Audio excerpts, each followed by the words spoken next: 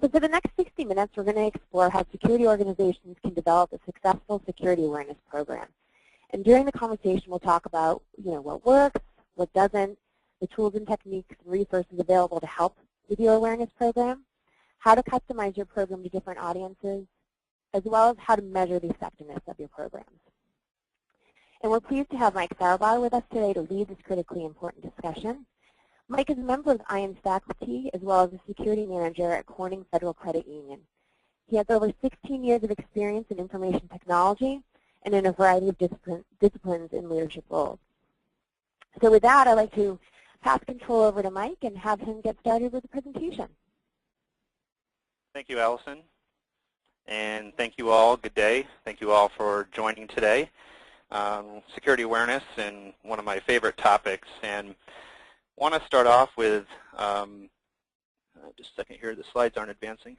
There we go. I want to start off with a bit of an intro and what I like to call a tale of two different responses. And like many of you, I'm sure you've gone through phishing training and awareness education for your organization. And I recall about 3 years ago, an organization doing very similar to what I just described and presenting to their organization images such as what you see here. And it's designed to show the employees, here's how the bad guys are really trying to bypass all these perimeter defenses and basically send email into your organization. And if you receive one of those, what should you do? And so this is sort of standard stage setting, providing them with incident response procedures, what to look for, providing them with visuals, and try to cater to all the audiences. And so that was pretty standard. And then at that point, once we've gone through that, the next step is to move towards some sort of an assessment. How well are they going to respond under some sort of simulated attack, per se? And what I'm going to show you next might surprise some of you. I'm sure for some of you, this won't surprise you, that you won't be surprised anymore based on what you've seen. But the response was a little bit different than what many would have expected. So there's certainly going to be people who are going to click on it. Unfortunately, that still is a bit of the case here. But the folks on the left-hand side that followed incident response procedures, that did the plus side, so to speak, were a lot of people in the call center. And they were the ones that recognized this and followed incident response procedures and passed that along the chain. The folks on the right-hand side, the ones that clicked the link, were in the IT area.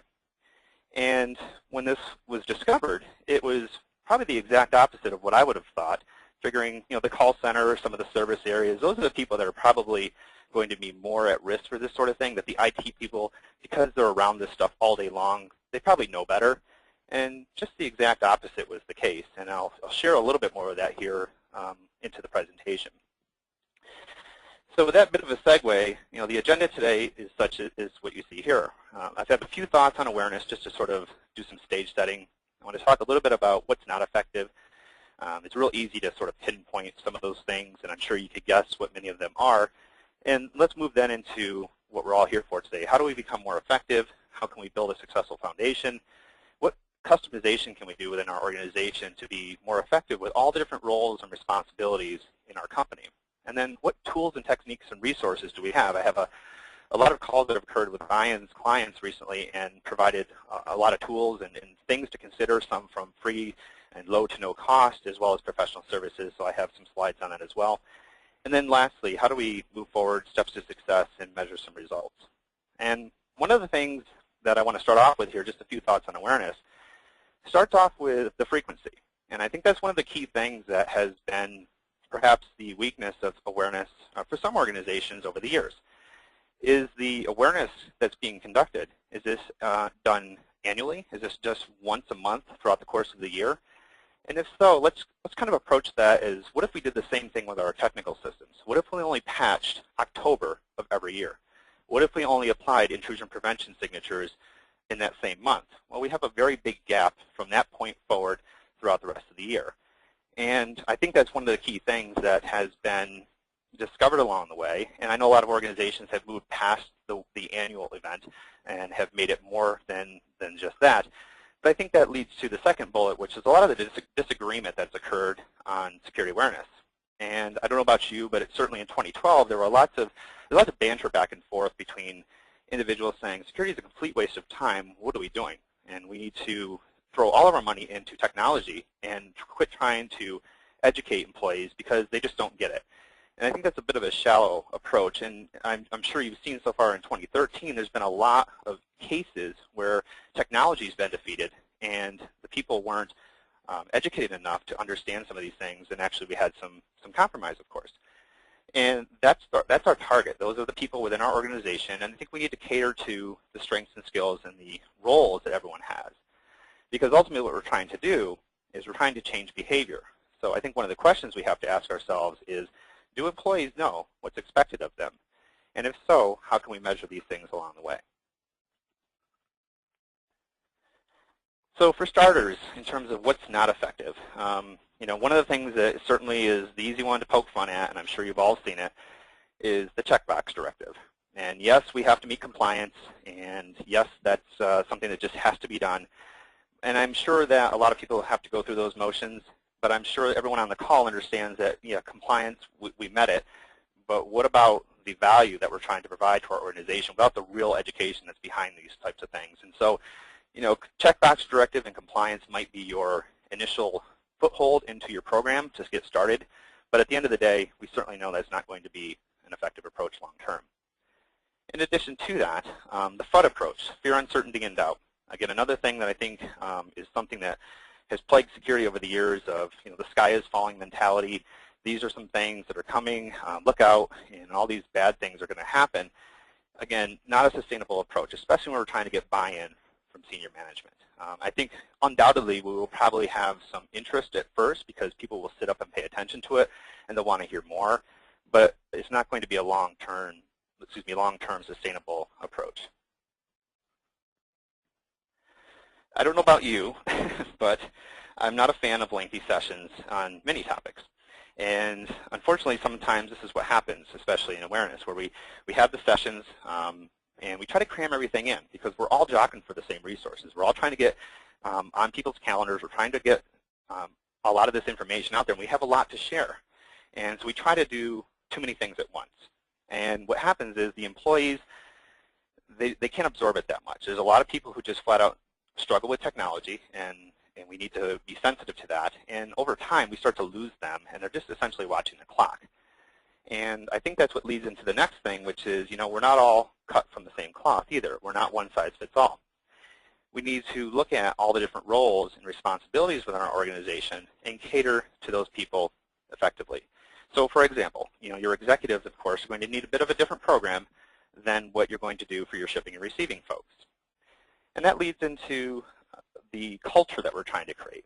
And that's one of the things that is really going to be a differentiator between successful programs and programs that are still trying to make a lot of progress. And if we're trying to force a round peg into the square hole here and just make this something through forcing everybody along, it's going to be a little more challenging. We're really trying to create a security culture that starts from the top down, that's the buy-in, and that's becoming just the norm within your organization, that security is something that we do, we practice it, we believe it, and showing everyone what that's all about. Now, one of the things that has, quite frankly, bothered me that I've heard a lot, and I'm sure some of you have heard this too, and I think it goes nowhere fast, is this approach that the employees are ignorant, that they're not capable of learning, and I'm sure you've heard the comment made, there's no patch for stupid. And those types of things being said is really a very shallow approach. The people are interested. We have not been able to connect with them. We've lacked whatever resources or tools to be able to connect with people because they do want to learn these things.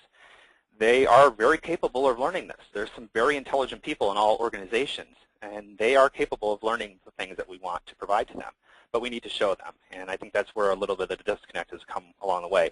And so some of that arrogant approach of employees aren't capable of learning is something that we need to steer clear of. Now, I mentioned earlier on about the scenario of phishing, and forgetting about IT was one of the things that I think came out of that exercise. There was not as much emphasis put on the IT areas because it was assumed that they've got it covered. And so when the employee actually clicked on the link, it was more out of curiosity. He thought, this isn't going to do any damage, I think I know what this is, and he clicked on it. And the question was asked, well, why did you do that? And his comment was, well, I know when to hit the power button. And I think that's a bit of an arrogant approach because you don't know. And we're all vulnerable to something. It just comes down to the content and the message and whether or not it's going to be luring us in.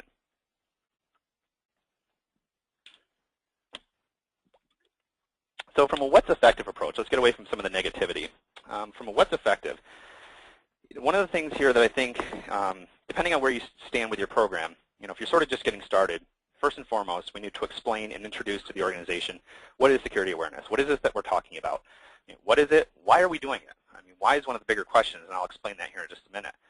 When, where, how do we do all these things? This is a lot of this introduction to your organization, not only to your senior management, but also to your employees, so they understand why is it that we're doing this? Why are you making me come to this training session? Why am I having to go through this CBT? Why do you have these things out there? And a lot of us probably think the answer is obvious, but you'd be surprised if you ask people what is most important in your organization. They might not be able to answer that. And so we need to make sure that we're addressing that from day one. So one of the things I'd like to take a look at here is this concept of why. And it goes something like this. And I'm going to pick on phishing a lot today because it's a really easy topic. There's certainly a lot going on, so this is a real easy one. So say, for example, you're trying to get buy-in for a phishing program. And you come out to your organization and you say, we need to do phishing awareness and education for the employees. We need to do some assessments. We need to do this. Well, a natural question would be, well, why do we need to do phishing? Well, it's because the employees are targeted. And the natural question back to you might be, well, why are they targeted? Well, because the bad guys are trying to get email into the organization. They're trying to compromise their computer to get malware installed. And someone who's not in technology might say, well, what does that have to do with anything? Well, why is that important? Well, because they're trying to steal our intellectual property, because if they can gain access into the organization, they can own that computer, and they can potentially steal our intellectual property. And that leads to the financials for our organization. And hopefully through a scenario such as that, you've been able to paint the picture as to why it is that you need to do something, and you go all the way down the chain here so that people who aren't at your level can understand what it is you're talking about and why. And hopefully that will lead to the motivation that will have their buy-in and be engaged with you as you move forward. And one of the things in terms of being effective, in terms of getting this knowledge out there, is you're certainly going to have baseline core knowledge that everybody is going to be responsible for. And that's going to hold true on a lot of topics. So again, I'll beat up phishing because it's a real simple topic to talk about. But for example, you're going to have everybody on the same page with baseline core knowledge for phishing. And then what we're going to do is go back and repeat that. And it looks like some of that cut off, but it basically says, repeat in advance. And so where the outer circle is there, one of the words is repeat, the next one is advance. Really what we're trying to do is we need to go back and repeat this every so often and advance this. So this is going to be something that is going to be we have the baseline knowledge, and then we're going to go back and evaluate it, make sure things are going well, and we're going to advance it over time. So we got to have at least everybody on the ground floor at the same level to start. One of the ways of doing this here too, and this goes back to what I was talking about when people make these comments about there's no patch for stupid. One of the ways we can do this is we need to identify and connect with people. And some of this creativity that I'm talking about here isn't necessarily the forte of a lot of people in technology. And we're going to talk a little bit later about how you can leverage some of the other creative people in your organization. But we need to be more creative, and we need to use stories. And some of these things actually draw people in. They start to understand what you're talking about. You're painting that visual for them. And these are some of the ways to try to engage people and get them into what it is you're talking about.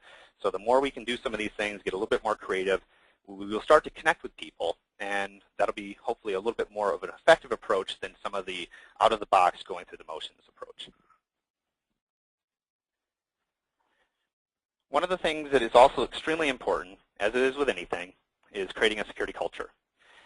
We need to lead by example, and that should be from a top-down perspective.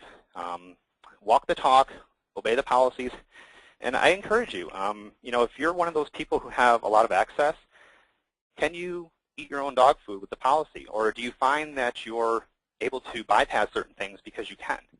And I think what we find is that if we can't abide by those things ourselves, how do the employees obey the policy? They will probably see that, and they will also look for ways around things just the same. So we need to lead by example from top down in addition to this. Now, new hires. This is an area that if you can get some face time or you can get some sort of interaction with people walking in the door is a great opportunity. We all know that the moment in time that they set foot in your organization, that they start accessing the network, well, that's when security becomes important. And that's undoubtedly that we're going to have people from very diverse backgrounds. Some come from a very lackadaisical background, and they're actually not This might be their first introduction into policy and controls and security. They may be coming fresh out of school, and they haven't been introduced to a lot of this yet. But it's also a great time to identify people who might be a liaison for you in the future. I'm going to talk a little bit more about that later on, about how you can leverage additional people when you're strapped for resource. So ideally, we would do this with new hires as they come in. What's in it for me is, I think, one of the more valuable things that I've seen work well over the years. You know, without a doubt, everything that we're going to do when we talk about this is really about protecting the business. And I know we all get that, and I think employees understand that too. But if we can show them additional value about things that they can do outside of the office, you will draw them in a little bit more. They like to know, hey, what do I do when I go home? And I think I have a virus on my computer. Those types of things. If you can give them software, give them tools, give them network settings that they can go and enable at their house, teach them about Wi-Fi, teach them about how to back up their data and why encryption may or may not be important in their situation, the latest threats. Do they have a Gmail account? Can they implement two-factor authentication so they don't end up having their account compromised?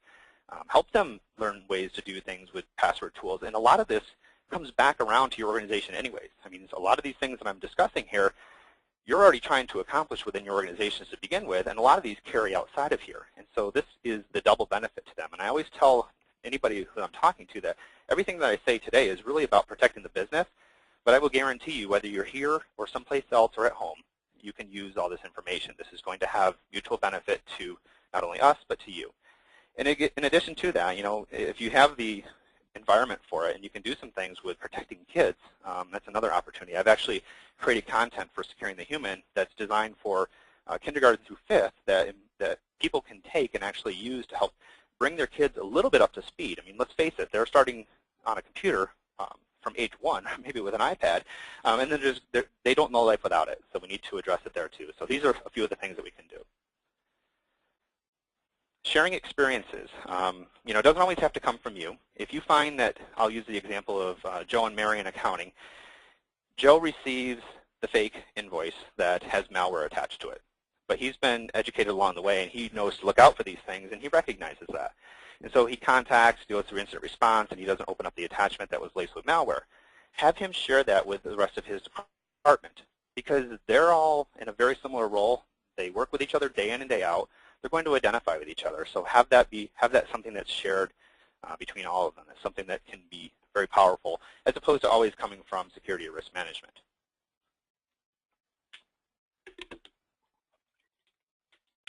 As I talked about at the beginning, avoiding lengthy sessions is something certainly that we would want to try to avoid. So preferably, we're doing this a little bit more frequently, more quick hitter sessions. Doesn't have to be an annual event, you know, with balloons and things of that nature. Maybe that's all you're able to do currently. But over time, we're going to want to work towards semi-annual, quarterly, monthly, whatever you're able to do within your organization. But we need to step it up to a bit more of a frequent approach. Quick hitter doesn't have to be everything all in one. Make it a little bit more palatable versus some of those lengthier sessions. And certainly trying to keep it simple. I mean, we all know that as soon as everybody is done with your sessions and your training, they're going to move on to their regular job. And so we need to be able to start small and build from here. I would encourage you to take a list of your top concerns and prioritize them and focus on them one by one. Start small. Maybe passwords is one of your greatest concerns. Let's work on that. Let's start small, get some small wins, and then move forward. In addition to that, I have on here a highlight for acceptable use policy. And one of the things that I think would be beneficial and that I've seen done is you take that overarching policy and you start to break that down into a summarization of the key things. People only have so much time, so what can they do to pay attention to the things that you feel most passionately about that we need to do within our organization, and have that under essentially a takeaway, one sheet document or something, so that they know without having to go through all the mumbo jumbo what it is that you expect of them. Reinforcing the positives, very powerful. Certainly nobody likes to hear anything they've done wrong. Providing positive feedback. You know, this is really just about trying to engage with people. I mean, nobody wants to know that they, clicked on the malware, infected their computer, and they're down, or that perhaps they were the one that led to the breach within the organization. So when you recognize things being done well, promote that. Gratitude is very powerful as well. Undoubtedly, you know, I say this to a lot of times to the IT people that roll their eyes at the phone call that comes in, is that 5-minute phone call to answer a question may save you 5 hours. And these are the little things that it's just about working with people, and this is just human beings working with each other and talking to your IT people and having them understand these things. We're expecting the employees to do this, and so if they're coming to you, that's a good thing. All right, we don't want to shut them down. And lastly, we're going to work, and I'll talk more about this here shortly, about custom programs based on role. So now that we've gotten out of the negativity and some things to look towards doing to be more effective as we do this, building a successful foundation. A lot of these here, and especially this first one, I don't think is a surprise to anybody. We need to have the buy-in. We need to have that organizational awareness. We need to build this in. We need to have buy-in from senior management, or as we all know, this is probably going to go nowhere fast. Now, compliance might be your foothold in, might be your initial traction, but certainly, as I've mentioned, after that, let's work towards why this is important and proving the benefits. So that's where we're going to determine the need for awareness. I'm sure all of you know what the reasons behind that and why we do that. We need to be able to communicate this effectively to our organization. Prepare the list of requirements and goals. I mean, what are we trying to accomplish here? Let's spell this out and make sure everybody understands what that is. Identify the top issues that can lead to negative impacts. So within your organization, you're really just trying to identify these things here and build this case for why security awareness needs to be conducted within your organization. And then really we're going to try to create a corporate-wide and role-specific program. So we're going to have that base fundamental knowledge for everybody, and then we're also going to have custom programs over time that we're going to introduce to different areas to be more effective. And I encourage you as we go through this here to keep in mind that a lot of these things, they can't be difficult. And anything that's going to be overly difficult, people are just not going to want to follow. We need to keep them motivated, and we need to keep it exciting. We need to mix it up, and I have a few thoughts on that later on as we go through this. At that point, we're working towards creating the policy. And we've got the buy-in, and we've got the go-ahead, and we understand why this is important. Let's get that policy formulated. Security should be working with various stakeholders within your organization, and we're going to work towards creating that policy. And in the policy, we're going to spell out, obviously, all the details and things that we need to adhere to and how we want this to be living and breathing and how this gets reviewed and all that other good stuff, and who the stakeholders and sponsors are. And these are the people that are going to help champion your efforts to help come back and reinforce this program over and over and over again. So obviously, it's a living, breathing thing. Now, from a policy perspective, I've talked a bit about acceptable use policies and sort of the cliff notes, so to speak, for the employee, as well as the overarching policy. And one of the things that is, sorry, sidebar came up. One of the things with the overarching policy is certainly this is going to be the stakeholder roles. This is going to be who's involved, what are the requirements, what are the goals, how frequently are we going to try to do this, what about third parties? I mean, this is not all-inclusive, but I'm giving you some ideas of things that we would have in this overarching awareness policy, as well as new hires. How do we address all these things? What is to be expected? And then from the employee standpoint, they're always going to have the ability to go to your full-length policy, of course, but let's also work on giving them something that's tailored in length to them. You want them to read this, and that's going to be very important. And so trying to get that down to something that they're actually going to read in a smaller subset as opposed to a lot of the legalese and mumbo-jumbo that you might have in, and let's try to get this to something that they're going to read so that they know the expectations of your corporation. They know how often we're going to review this. And I would also encourage you to have it proofread by people outside of IT. If you have a HR department or marketing or whomever that you can lean to and say, hey, can you read this? How does this read to you? Does this make sense? Those types of things. Because if they can't come back and explain to you what to do and what we're protecting and why, it's going to be very difficult within the rest of your organization. And then lastly, repercussions and escalation procedures, what to do if you happen to encounter something. And also, for noncompliance. Hopefully we're not having too much of noncompliance, but undoubtedly it will happen. So what are the repercussions? People should know that. They should understand what they're up against if they're not going to comply. At this point, we've got the buy-in, we've got the policy established. Now we need to work towards how are we going to educate people? How are we going to go about doing this? And we need to have those core requirements.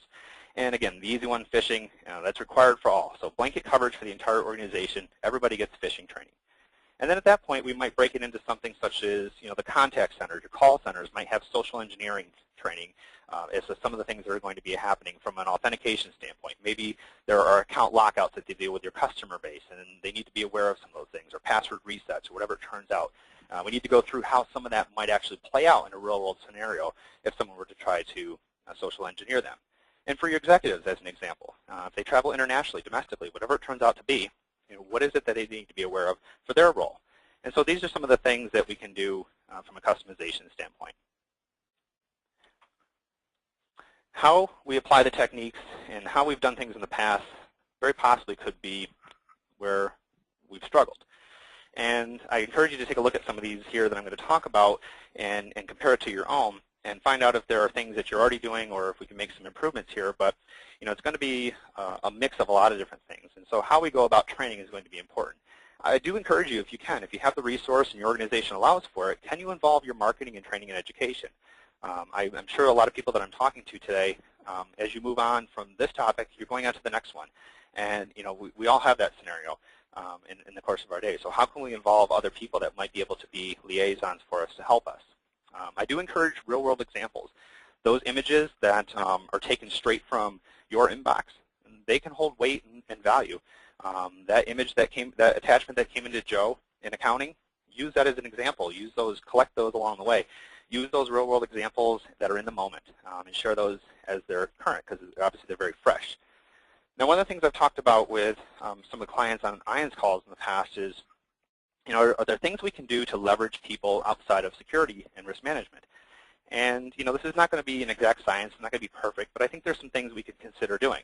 And it goes like this: if you have a very large organization and you're very you're dispersed, you're all over the country, how is it that we can leverage some of these people that when they might not work in our department, but can they be eyes and ears in the message for some of the things that we're trying to do? Can we reach out to somebody who's in physical security, as an example, in one of our locations at one of our facilities, and have them be on the lookout, not only doing the things that we're asking for the entire organization, but can they be a liaison for us? Can they join monthly meetings? And from there, you're starting to bring in other people, again, creating more of a security culture and trying to use some of your additional resources within your organization. I have assess on a budget. A lot of organizations, we're all strapped for trying to get finance or money and to be able to do these things. How can we do some of these things along the way to sort of assess where we're at? And this is just some ideas I have and some that I've used. Surveys. You could easily use to find out where you stand something like SurveyMonkey. And you could just create your own survey, 5 minutes long, 10 questions, whatever it turns out to be, and have everybody take that to sort of get a benchmark of where you stand. Perhaps you have a no USB policy. And if you have a no USB policy, what happens if you go out and drop 10 USB devices across your organization? Do they make it back? Do you get 9 of them back, 10, 5, 1? You can do those things very low cost. I also encourage you to consider your URL and proxy filter. If you're going to do your own phishing assessment, block a link, put it in the email, maybe use Bitly or something like that to mask it up a little bit, and put in the full-length URL into your system that's going to block and deny that. And if people click on that, you're going to be able to get some quick hits right away, and you're going to find out who's doing that. And you can use that sort of as a benchmark and engage along the way. So this is just about looking at some of the things you may already have within your organization that you can use to help improve your program. This allows you to measure some of the results. Certainly this is going to be important. We do need to align with the business. Find out what it matters most to your organization and work from there. But you might also collect a lot of this other information along the way, and I would encourage you to do so for your own information. You'll have this at your disposal later on. If and when the question comes up, well, what about this and what about that? You've got this data along the way. And that's where I talk about identifying these deficiencies right from the start, and even on a budget, because eventually you're gonna move forward if you haven't already, and you're going to try to hire out an assessment, and you're going to advance your program. And by doing that, by going out to find a third party to come in and assess, how are we doing? And a lot of this maybe you're already doing yourself, but if you have to for compliance reasons or because your regulators say you have to, you're going to get an independent assessment from somebody else, and you'll get a chance to see how well you're doing.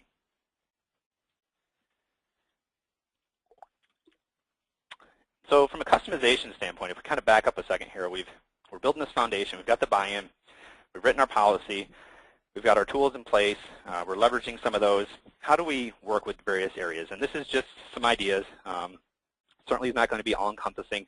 But from your executives, we're going to work on talking to them about travel, things that they might encounter. Whaling, what is that and why? Why might they be a target to begin with? Maybe it's evident to you, but it might not be to them. Privacy, things to be looking out for, especially with smartphones and geolocation. Kind of going through a lot of these things here, why they might be a target from the adversary. I mean, I'm sure they probably already get that, but again, reinforcing these things that they can do. You're trying to arm them as they perhaps leave the country or leave your confines of your organization, and trying to get that across. Technology personnel. I think this is kind of evident from the example that I've used that sometimes they're a little lost and forgotten in the process here. And this is something we need to focus on with these folks too. The interpersonal skills sometimes, especially if they're being engaged from your non-IT areas, making sure that they understand some of the reasons why they're being contacted, and that we need to work on some of those skills that they sometimes lack to be able to encourage people to contact them. We don't want to shun the employee base away. And this is going to take a little bit, this is sort of the soft skill stuff that needs to be dealt with IT. They obviously know they have a lot of privilege and power, and you know that as well. And they have a lot of rights, and we need to make sure they understand that, and that they are a target. And some of the things that we've seen lately in terms of breaches, the IT folks and some of the developers are part of this, unintentionally of course, but they are part of it. And I'm sure if you ask them to get some secure development training and learn how to code better, or more securely I should say, I'm sure they would be all for that. And so we might need to use a lot of these examples to educate senior management on allocating budget for secure development as well. And I don't know about you, but over the years I've seen way too many configurations dumped down on a support forum with people looking for help. My firewall won't do X, Y, and Z. Here's my config. Help me out. And they just dump it freely out there, and people are just looking for help. So we need to be conscious of that and aware of what people might try to do and why they shouldn't, of course.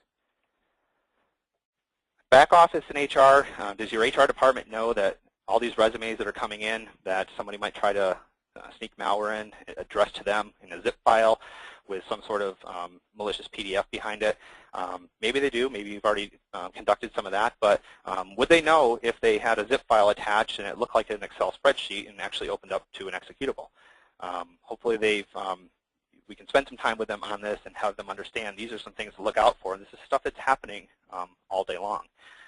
But talking with a lot of these areas and having them understand that.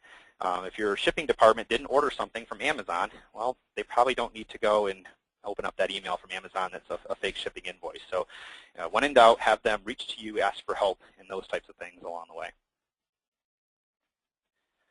Sales and marketing, and this is actually kind of timely because I used this probably about 6 months ago in one of the other webinars, and kind of the point behind this here is that your brand and your presence to the world may be more so today on Twitter and Facebook than it would be on your own website. And I'm sure you've seen it. It's happened very recently here where a lot of big brands have had compromise of their Twitter accounts. And until Twitter rolls out two-factor authentication or something else that's going to help not bulletproof that, but make it more difficult than it is today, we still need to make them aware of a lot of these things that are going on. So are there things that you can do with these departments, because this is your brand, your face to the world, that we can do to bolster these a little bit more? Are they aware of some of these things? Your contact center personnel, certainly you can brainstorm your own list in general, but we're working on, hey, this could be some social engineering attacks, password resets. What do they do? What are the procedures to follow? Simulation on some of this, and these are all the things that these people are going to be dealing with day in and day out. So we really want to target them for specific training. It's unlikely we're going to need to worry about a password reset for the accounting department, right? So we want to make sure that we have these custom programs for everybody along the way. How do they communicate with everybody? How do they mass data if you're not already addressing it for them? How do they securely email your customer base or whomever it may be? And the one thing that I think is very interesting, especially with the call centers, the service requirements, there's definitely, their goal is to basically bend over backwards and make people happy. I mean, most of the time, depending on your organization, of course. And obviously that can very much conflict with security, because they're asking for something that actually you would say no to, and we just need to be conscious of that, and I'm sure a lot of you are, but they need to be aware of that too, that this service-oriented mindset that they're carrying, well, they also need to be aware that this could be used against them. This is, I'm not going to go through this whole slide here. This is essentially a takeaway. This is a side-by-side of ineffective versus effective and just some ideas, sort of looking at them side by side. So I won't belabor that. From a tools perspective, professional services, again, I'm not going to go through every single one of these in detail, but just to give you some ideas on free tools on the left-hand side or low to no cost, everything from using something like SurveyMonkey if you so choose, or maybe you want to bring in, you have the skill set in-house, you want to use something like the Social Engineer Toolkit or Simple Phishing Toolkit. Some of those things exist. There's a lot of good resource out at Securing the Human. Again, just some ideas to use. And on the right-hand side, this is certainly not every vendor, but there are certainly some pure security vendors on there, and there are some that deal with security and other things. So that would be up to you to determine, do I want to have a pure security, or do I want to focus on a niche like phishing, some of those things. So just some ideas and some vendors to consider. Also, though, there's a lot of things that you're going to have at your disposal or you can reach to. And a lot of people ask the question, do I do posters, videos, CBT? And the answer to that is yes. You do all of that, ideally, because not everybody's going to learn the same. And we can't just do one approach and expect it to cover everything. So we're going to have to mix this up. And one of the things that I think is interesting that you can do, again, low to no cost, and if it works for your organization, great. But carve out an area of your intranet for ongoing running Q&A. Are there things that your team can do to draw people to an area and say, if you have questions, ask us and we'll answer those? And you have this running dialogue that exists over time, so people can go back to that. They can ask questions and you can respond back. I mean, this is just something that you're trying to do to reinforce that culture, getting them coming to you and opening up. Maybe you're going to do some things with newsletters. Maybe you're going to do video. Your videos, maybe they're only 5 minutes long, and that's fine. You're then going to build off that with a poster with maybe some keywords that someone can pick up within 2 to 3 seconds as they're walking through the hall, face-to-face. Depending on the size of your organization, if you can get some of that in there, that's certainly effective as well. Tent cards, incentives. If you have to incent people, that's fine too. Certainly a lot of organizations are considering things like mascots and gift cards and whatever else works along the way. But the last bullet there is important too in terms of phishing, to not overuse the phishing techniques. If we're doing that every month, we're probably going to start to desensitize people to that. So sort of a sweet spot would be maybe between 4 months and 6 months where you're kind of going out and doing some of your assessments. If you're trying to do this every month, some of the research has shown that some of the people are becoming desensitized to that. They think that every one coming in is actually a fake email from you. So you want to probably lengthen that out a little bit. I'm not going to go through every vendor that's on here. These are some that I've provided to IANS clients in the past that you can consider, from whether they're a SaaS offering or whether they integrate with your learning management system. There's pros and cons to all. Again, I've got a couple slides here with this one to basically paint the picture of what they do and some of that you can reach to. Here's a second slide of that as well, just a few of the vendors out there. Perhaps you recognize many of the names, already use them, or want to consider reaching to them for complementing the things that you're already doing within your organization. So it's kind of, as we review some of these things, the steps to success really is about trying to gain that support. I know this is not new to anyone, but I'd be remiss if I didn't include it as the basics of what we need to do. We need to have that buy-in from senior management. We're working towards building this culture. You need to build a case, and you may rely on compliance for starters, but let's not have that be the only reason why we're doing things here. Identify the program scope and goals and objectives and policies. We need to tie them back to the program mission. And then certainly having the stakeholders identified. Who are your awareness advocates? So those people that maybe you can reach to in other areas of your company, in different departments, engineering, whomever they may be, that can help you. Invite them to your meetings. Have them be your eyes and ears and your message to your organization. Leverage some of your non-IT departments, marketing, public relations. Can they do things to help get your message out, as part of their creativity in the way that they communicate? Communicating the benefits and why, certainly making sure that all of the organization understands why we're doing this. Why should they care? I mean, we should really be able to address some of these things here along the way. Do they know what's expected of them? And what do they do if they encounter something? And a lot of this just needs to be spelled out for everybody to understand. Preferably have these be more frequent sessions. I realize it's difficult at times, but anything we can do to step up the frequency, mix up the topics, use a variety of tools. Video, newsletters, guest speakers sometimes carry a lot of clout if you can get one, if it works for your organization. And then get some program feedback. Ask them, how well are we doing? Maybe use SurveyMonkey or something, or your intranet for how well did that go, and work to adapt from there. Can your employees even answer the basic questions of what are we protecting and why? And hopefully they can, but if not, then we should at least start there, because this is sort of the missing link along the way. Because eventually you're going to want to move towards, if you haven't already, some assessments and some engagements and some maybe internal tests of things that you're going to do, or you're going to hire that out, and you're going to find out how well do we do under a simulated attack. And a lot of that comes down to the measurement of this, of how well are we doing. and we do need to align with the business and compliance requirements, of course. Collect the data early and often, even if it's not data that you're going to share with your senior management yet or anybody else within the organization. Collect all these reports on incidents, and one of the things on this here that is sort of the differentiator is it's real easy to use phishing and find out how many people clicked on the link. You get some immediate feedback right away. All right? It's another thing to get people to not click on the link and have them open up a case to say, hey, this came into my inbox. Is this a problem, yes or no? So before they've even clicked on anything, they know enough to follow up with somebody through your incident response procedures, and that's really awareness in and of itself. That's what we're looking for. And, you know, it's one thing that people clicked on it and say, we need to go hammer that home because they didn't get it. It's another thing to have people share with you something that they found and they didn't click on it, and that's really what we're striving for. Internally build on this and build on the budget if you can, or maybe you've been afforded the resources to be able to go out and hire things and do that with professional services. And lastly, from a matrix perspective, Securing the Human has a nice template out there if you're interested. This might be something that you're already using or something that you find that complements what you have, and you can kind of put that together. So just an area to consider looking to. In closing, you know, certainly a lot of this we've covered throughout the course of today's session. Just get the buy-in, keep it easy and fun, explain the whys along the way. Look for some small wins, and I definitely believe in using the real-world examples whenever possible. Just kind of brings things to life a little bit more.